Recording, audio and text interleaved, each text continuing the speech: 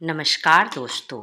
आइए आज हम जानते हैं श्री कृष्ण की मृत्यु कैसे हुई थी। एक श्राप से उजड़ गया पूरा यदुवंश। श्री कृष्ण की लीलाओं से शायद ही कोई शख्स अनजान होगा, लेकिन क्या आप जानते हैं कि श्री कृष्ण की मृत्यु कब और कैसे हुई थी? वो कौन था जिसके हाथों श्री कृष्ण की मृत्यु हुई?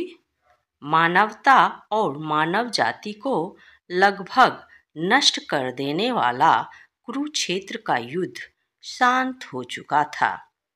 अपनी जीत पर पांडव खुश नहीं थे, बल्कि युद्ध से हुई तबाही को देखकर उनका मन बहुत विचलित था। युद्ध के बाद श्री कृष्ण पांडवों के साथ गंधारी और धृतराष्ट्र के पास बेटे दुर्योधन की मौत पर शोक जाहिर करने और क्षमा मांगने पहुंचे। दुर्योधन का खून से लथपथ शरीर और अंधे माँ बाप की आंखों से आंसुओं की बाढ़ से पांडवों का दिल भर आया था। गंधारी पांडवों को छोड़ श्री कृष्ण को दुर्योधन की मौत का असली जिम्मेदार मानने लगी। गंधारी ने श्री कृष्ण पर चीखते हुए कहा, आप द्वारकाधीश हैं, जिनकी पूजा मैंने खुद विष्णु अवतार मानकर की। क्या आप अपने किए पर जरा भी शर्मिंदा हैं? आप चाहते तो अपनी दिव्य शक्तियों से इस युद्ध को टाल सकते थे। बेटे की मौत पर आंसू बहाने वाली एक माँ का दुख तुम खुद अपनी माँ देवकी से जाकर पूछो, जिसने अपने 7 बच्चों को अपनी आंखों के आगे मरते देखा है। इसके बाद गंधारी ने श्री कृष्ण को श्राप देते हुए कहा, यदि भगवान विष्णु के प्रति मेरी आस्था सच्ची रही है तो आज से ठीक 36 वर्ष बाद तुम भी इस धरती पर जीवित नहीं रहोगे। द्वारका तबाह हो जाएगा और यादव वंश का हर इंसान एक दूसरे के खून के प्यासे हो जाएंगे। ये कहकर गंधारी श्री कृष्ण के चरणों में गिर गई और रोने लगी। कृष्ण ने चेहरे पर हल्की सी मुस्कान लिए गंधारी को उठाया और कहा, माते, आपके श्राप का असर एक दिन जरूर होगा, लेकिन ये सिर्फ मेरे प्रति आपकी सच्ची श्रद्धा की वजह से नहीं, बल्कि बदलते समय की वजह से होगा। कहते हैं गंधारी का यही श्राप यादव वंश के विनाश और भगवान श्री कृष्ण की मृत्यु का कारण बना। कई साल बीतने के बाद श्री कृष्ण के पुत्र शांबा गर्भवती स्त्री का वेश धारण कर ऋषि मुनियों से मिलने गए। ये देखकर ऋषि भड़क गए और उन्होंने शांबा को श्राप दिया कि तुम ऐसे लोहे के तीर को जन्म दोगे जो तुम्हारे कुल साम्राज्य का सर्वनाश कर देगा।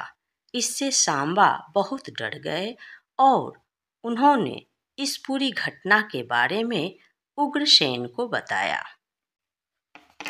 सांबा को इस श्राप से बचाने के लिए उग्रसेन ने कहा कि वो एक तीर का चूर्ण बनाकर उस प्रभास नदी में प्रवाहित कर दे।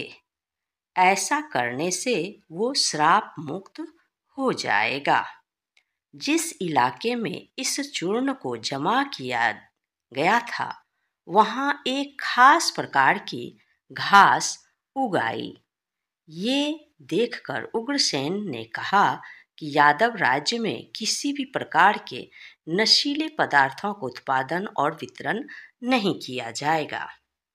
इसके बाद द्वारका में कुछ बेहद अशुभ संकेत देखे गए, जिसमें सुदर्शन चक्र, श्री कृष्ण का शंख, उनका रथ और बलराम के हल का अदृश्य हो जाना शामिल है।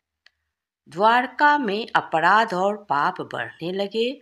ये देख श्री कृष्ण परेशान हुए और उन्होंने अपनी प्रजा से प्रभास नदी के तट पर जाकर पापों का प्रायश्चित करने का आग्रह किया। द्वारिकावासी वहां जाकर मंदिरा के नशे में चूर एक दूसरे से लड़ने लगे। गंधारी के श्राप के अनुसार यादव वंश के सभी लोग आपस में लड़कर मर गए। इस घटना के कुछ समय बाद श्री कृष्ण एक पेड़ के नीचे योग समाधि ले रहे थे। इसी दौरान जरा नाम का एक शिकार वहां हिरण की तलाश में आ गया। जरा ने कृष्ण के हिलते हुए पैरों को हिरण समझा और तीर चला दिया। इसके बाद शिकारी श्री कृष्ण के पास पहुंचा और अपनी गलती के लिए उनसे क्षमा मांगने लगा। तब श्री कृष्ण ने उसे सांत्वना दी और बताया कि कैसे उनकी मृत्यु निश्चित थी। श्री कृष्ण ने कहा, त्रेता युग में लोग मुझे राम के नाम से जानते थे। राम ने सुग्रीव के बड़े भाई बाली का छिपकर वध किया था। अपने पिछले जन्म की सजा उन्हें इस जन्म में मिली है। दरअसल जरा ही पिछले जन्म में बाली था।